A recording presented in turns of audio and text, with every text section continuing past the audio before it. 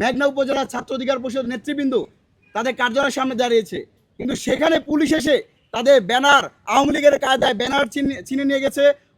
আমাদের বিভিন্ন জায়গায় যেরকম আওয়ামী লীগের মিছিল মিটিং হচ্ছে, ঠিক কুমিল্লা জেলার মেঘনা উপজেলায় আজকে ছাত্র অধিকার পরিষদ মেঘনা উপজেলার একটি প্রোগ্রাম ছিল। বেশ কিছুদিন ধরেই মেঘনা উপজেলার স্বাস্থ্য কমপ্লেক্সের যে কর্মকর্তারা তারা জনগণের সাথে ভালো ব্যবহার করছে না, অব্যবস্থাপনা করছে। তার প্রতিবাদে স্বাস্থ্যসম্মত চিকিৎসার কথা বলার জন্য আজকে মেঘনা উপজেলা ছাত্র অধিকার পরিষদ নেতৃবৃন্দ তাদের কার্যালয়ের সামনে দাঁড়িয়েছে, কিন্তু সেখানে পুলিশ এসে তাদের ব্যানার আওয়ামী লীগের কায়দায় ব্যানার চিনে নিয়ে গেছে, অনেকের উপর হামলা করার চেষ্টা করেছে। অথচ এই উপজেলায় গত 1 মাসে 5টি হত্যা করা হয়েছে, কোনো আসামিকে গ্রেপ্তার করা হয় নাই। গতকাল যুবলীগের মিছিল হয়েছে, কোনো একজনকে গ্রেপ্তার করা হয় নাই।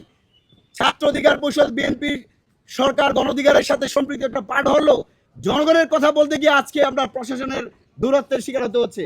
তাহলে আমরা কি ধরে নিব এখনো পুলিশ প্রশাসনের মধ্য দিয়ে আওয়ামী লীগের পাতা তারা রয়েছে? আমরা আজকের এই সংবাদ সম্মেলন থেকে সরকারের প্রতি আহ্বান জানাই, পুলিশ, র্যাব, বিজিবি থেকে শুরু করে গোয়েন্দা সংস্থা বা সচিবালয় যেখানেই আওয়ামী লীগের সুবিধাভোগী রয়েছে তাদেরকে অনতি বিলম্বে চাকরিচ্যুত করতে হবে।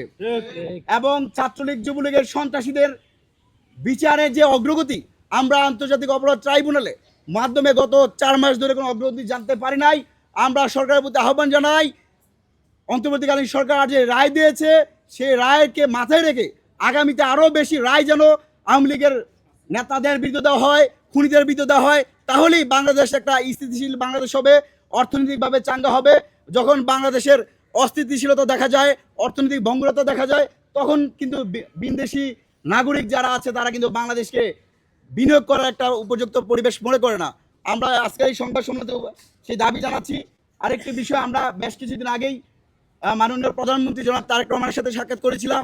সেখানে আমরা ছাত্র অধিকার পরিষদের পক্ষ থেকে 2026-27 অর্থ বছরে যে বাজেট থাকবে সেখানে আমরা শিক্ষা খাতে, শিক্ষা এবং গবেষণা খাতের জন্য জিডিপির 5% বাজেটের কথা আমরা বলেছিলাম।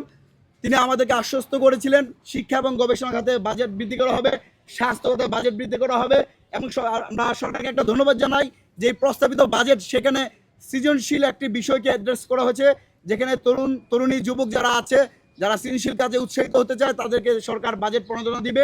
আগামী 11 জুন সরকার কর্তৃক যে প্রস্তাবিত বাজেট পেশ করা হবে তার পরিপ্রেক্ষিতে আমরা ছাত্র অধিকার পরিষদের বাজেট ভাবনা নিয়ে আমরা একটা বিস্তারিত প্রোগ্রাম করব।